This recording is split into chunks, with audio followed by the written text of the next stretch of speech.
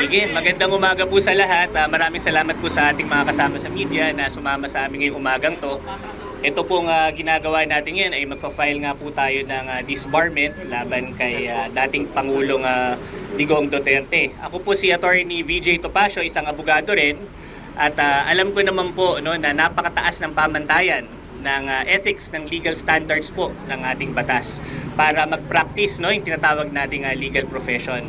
At sa loob ng isang administrasyon, sa buong administrasyon ni Duterte ay nakita natin yung pambabastos sa mga kababaihan, mga late night na pagmumura, pambubuli at yung pagpapakita na siya ay isang strong man sa ating bansa. At ito ay walang lugar sa ating batas. Kaya po dinudulog po natin ngayon sa ating pinakamataas na hukuman, sa ating mga mahal na hukom, na desisyonan at tanggalan ng lisensyang maging abogado si Pangulong Duterte. Nataon din to dahil sinabi niya na siya ang magtatanggol sa kanyang anak na si VP Sara sa impeachment na darating. At naniniwala tayo na dapat desisyonan ng korte yung matagal na pambabastos at pambababoy ni Pangulong Duterte sa ating bayan. Witness po tayong lahat dito. Witness ang buong mamamayan dito. Nakita natin kung paano nagmura, nakita natin kung paano laitin ang mga kababaihan, kung paano i-shortcut ang proseso, kung paano ibaliwala ang proseso, kung paano pumatay ng tao ang taong ito. At wala po siyang karapatan na maging abogado po sa ating bansa. Sige. So ako po ay anak ng dalawang ng peace consultants na pinislang nung panahon ni Duterte, si Eugenia Magpantay at si Agathon Topacio. At sabi ko nga, pagka sa mga interviews, napakaswerte nga ni Pangulong Duterte dahil tayo ay dumadaan sa tamang proseso. Bagay na hindi niya ginawa kahit kailan, kahit kanino man. So ngayon po kasama din po natin yung mga biktima na nandito. Nandito po si Nanay Leorem Pasco ng Rise Up Philippines para po magbigay ng kanyang pahayag. Magandang araw po sa ating lahat. Ako si Leorem Pasco.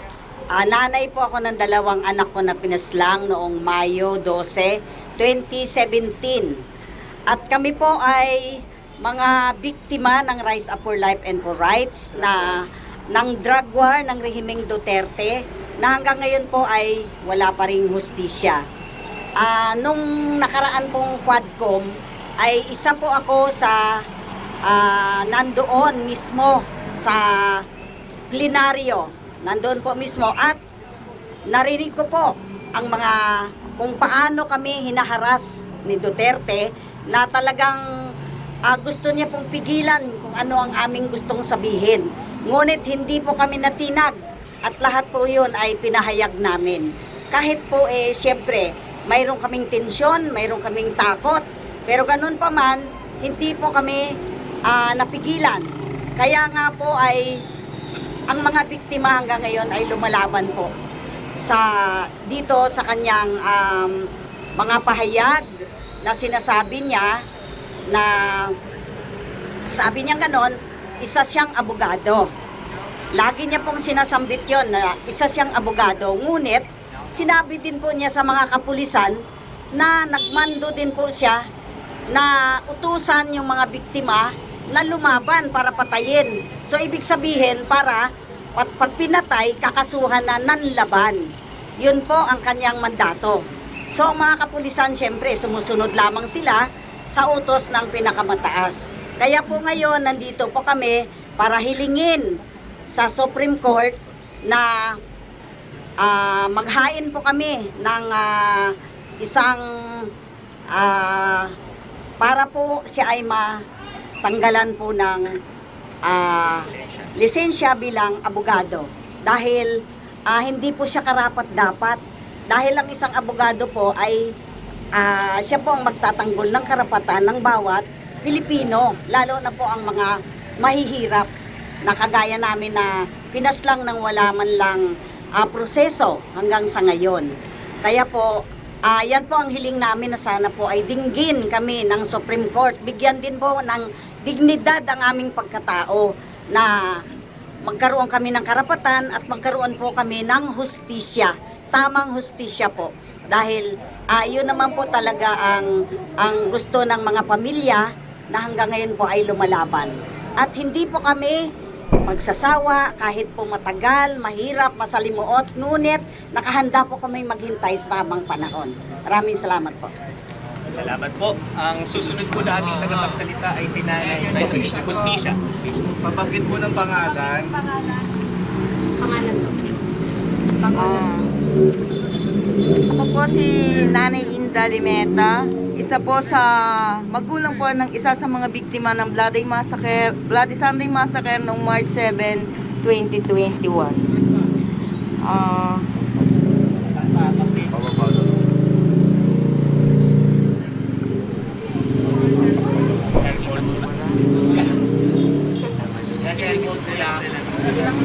Sige po, sige po. Hindi mo nababasa, maliban. Ilan lamang ang mga biktima ng Bloody Sunday Massacre sa maraming aktivista na biktima ng panlabag sa karapatang pantao sa ilalim ng Administrasyong Duterte. Sa ganitong punto, makikita kung bakit mahalaga ang aming disbarment petition laban kay Duterte, lalo't higit patuloy niyang sinusuhayan ang paglabag sa mga karapatang pantao. Bilang mga biktima, malinaw na salungat sa prinsipyo ng karapatang pantao ang kanyang mga ginagawa at ginawa. Ang karapatan ng mga mamayan ang siyang dapat nananaig sa ilalim ng batas. Ang mga salitang binibitawan ni Duterte ay patunay na wala siyang paggalang dito. Kaya naman marapat lamang kaming nananawagan sa Korte Suprema na bigyan kami ng nararapat na proteksyon. Sobra na ang mawalang kami ng mga mahal sa buhay dahil sa walang habas na pagpatay ng mismong mga bahagi ng Estado. Hinihimok namin ang Korte Suprema na patunayang hindi higit sa batas kahit pa mga abogado. Salamat po. Maraming salamat po at sa magsusum up po ng event na ito ngayong umaga, nandito po si Kusina Balabay po ng Karapatan. Okay. Sandali. Pink to eh. Hindi ko kaya mag-pink. Magandang umaga po. Ang complainants po sa petition na ito ay nasa pangunguna ng mga kamag-anak ng biktima ng extrajudicial killing, si Attorney VJ Topacio, si Lian Porquia, anak ng pinaslang na si Jory Porquia ng Bayan Muna, si Nanay Liore Pasco mula sa Rise Up for Life and for Rights, si Nanay Rosenda Limita, at saka si Lisel Asuncion, mga kamag-anak ng mga biktima ng Bloody Sunday Massacre. Kasama rin po namin sa petition na ito ang mga human rights defenders mula sa mga taong simbahan, si Father Manuel Gatchalian. Nandito rin po si Sister Eleanor Llanes mula po sa Promotion for Church People's Response, isang Methodist deaconess na si Norma Doliaga.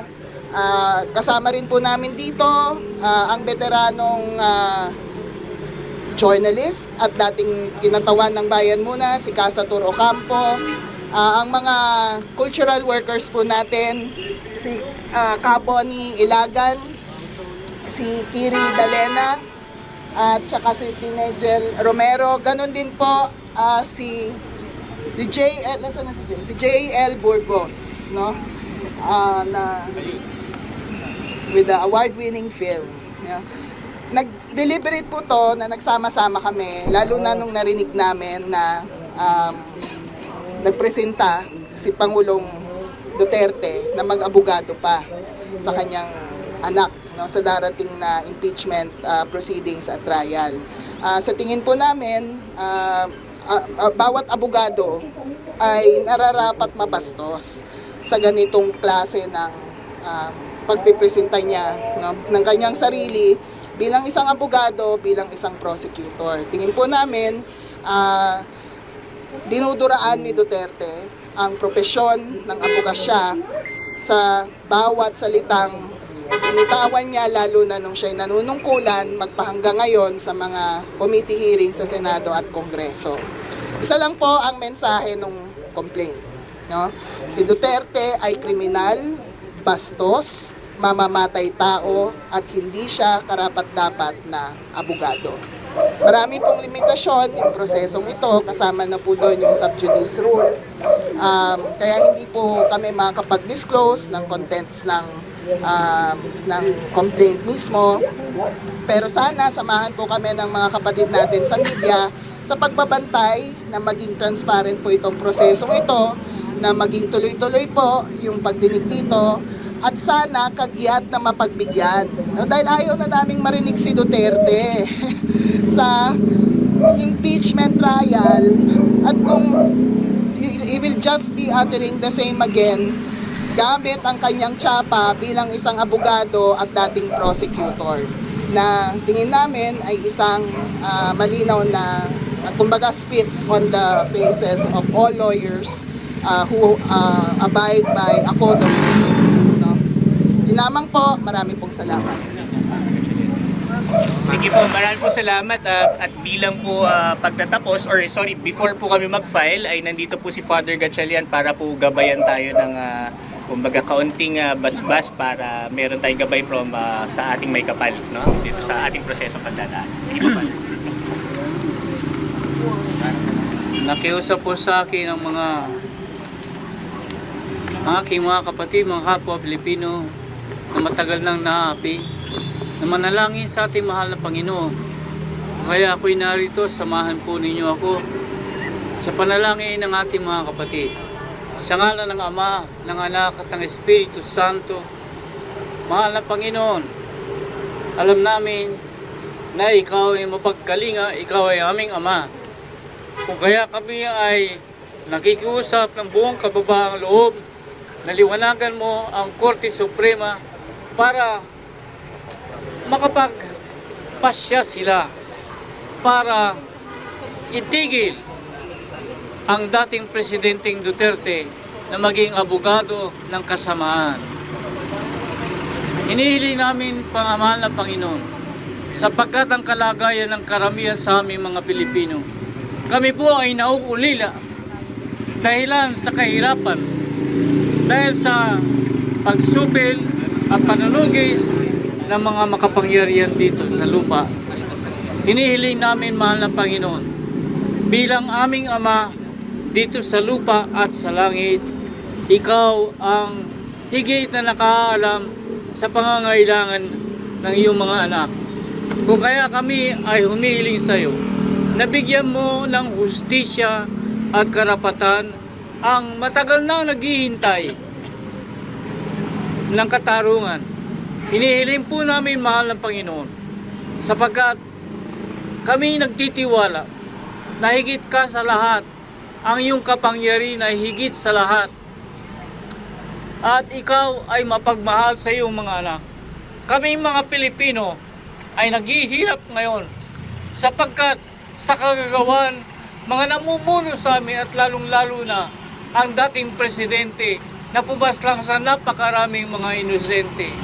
Hinihiling namin, mahal na Panginoon, na kami nawa ay ingatan ninyo sapagkat kami ay nakikiusap sa aming pangungulila, kami ay humihingi ng tulong sa iyo sapagkat matagal na ang mga may kapangyarihan ang may pananagutan na dapat sila ay magpasya para tigilan ang mga taong umahadlang sa aming kalayaan, sa aming pagtatanggol sa aming karangalan. Mahal na Panginoon, Ikaw po ay mapagkalinga at hindi kami nawawala ng pag-asa sapagkat Ikaw ay kakampi ng mga api. Hinihiling namin sa iyo na sa pamamagitan ng iyong kapangyarihan, liwanagan mo po ang Korte Suprema na kami ay pagtanggol at tigilan ang dating Presidenteng Duterte na ipagtanggol ang kasamaan, sapagkat kami po ay karapat-dapat at may karangalan na maging isang anak, maging tunay na Pilipino, at karapat-dapat na iyong anak. Panginoon, kami po ay umaasa na Ikaw ay pagpapalain mo ang iyong bayan.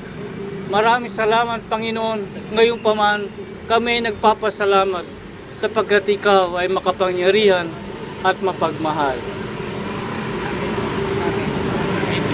Sige po. po, kung may mga, urong lang po tayo ng konti. So sana attorney, anong name niyo po ulit? Attorney VJ Topacio. Victoria, VJ Topacio. Sir, The good one, the good one. The good to passion. how does this file, this case, go around the fact na yung defense ni Duterte before na sinasabi niya that yung mga sinasabi niyang offensive or hindi maganda, hindi naman daw siya directive talaga, it's just a joke or not to be taken seriously. In fact, parang hindi pa yata siya na found guilty for any of that. So how does that go around? Okay. Yung Supreme Court natin naglabas ng bagong canons for professional regulations ng mga abogado, no? At napakahigpit, no? Kami nga naglolokohan kami na parang lagi kang masususpinde dito sa mga acts na binabanggit ng Supreme Court. At itong mga ginawa ni Pangulong Duterte nung siya ay Pangulo pa, lahat tayo dito testigo. Diba yung pagmumura, sabi ko nga yung mga late night pagmumura, pag walang magawa, yung mga pambabastos sa mga inosente, sa mga kababaihan, yung pag-amin sa Quadcom na nag-utos siya ng pagpatay. Kami naniniwala na dapat ito ay masubukan, no, dito sa bagong canons ng ating, nanilabas nga ng ating Korte Suprema. Hindi po ba parang protected siya nun kasi sinabi niyan while he was president? Alam mo, napaka-stricto nga, no, ng canon, sabi ko sa inyo, na hindi lang siya basta during or while practicing, no, yung law na sinasabi. Ito ay talaga yung pagkatao ng abogado na tinatawag natin. At yung mga pronouncement niya, yung mga announcement niya, kami ay naniniwala na pasok siya doon, no? At covered siya ng mga violations ng sinasabi nating mga canons na yun. Ang presidente ng Pilipinas, lalo siya pa nga ang dapat tagapagtaguyod ng batas natin. Hindi lang abogado, presidente pa.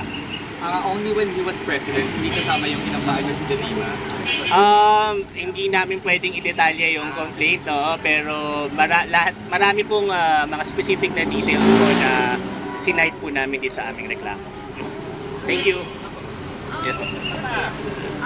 Sa Clary ganon, pumunta rin yung report this government against Sara naman. And when we asked him, he said, what's next po, just in case hindi na naman, kumaga matagal yung government against Sara, balak niyang mag-file naman ng impeachment against the justices.